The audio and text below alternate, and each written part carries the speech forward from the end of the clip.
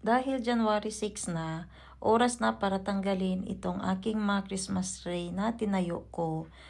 May halambalon sa ibang bansa nga kapag nadugayan sa pagtindog ang Christmas tree or naabutan pa siya hasta next year, may malas kuno. Syempre wala man madula kung magpati man kita'y bisan gamay lang, di ba? So ang akon gintanggal ko na amat-amat. Syempre damo-damo ini kay halos palibuton ko na yang balay sa puro Christmas tree para hindi lang maging malungkot. Itong Christmas tree ko na ito, may history ito sa akin kasi naabutan pa to ni Babe last year.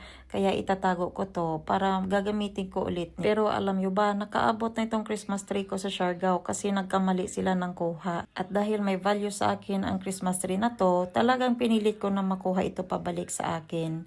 Pagkatapos, mawuking pa kami sang utod ko, muna nga ginadali-dali ko na inikuhaon. Dere sa Christmas light ko, kay total do masyado malayo kag mataas, wala na ako nagamit sang hagdan, binutong ko na lang.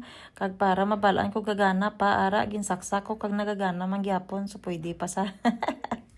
Diri naman sa gwaging kuha ko naman ang akon diri nga mga solar light.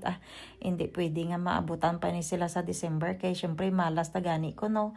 Amo na nga pangwaon tatanan syempre ibalik naman liwat sa December eh. Pero ang nagbutang sini si Papa ay abaw ginglo niya ginmad kundi nagkalautod-utod. Pero gagana pa man.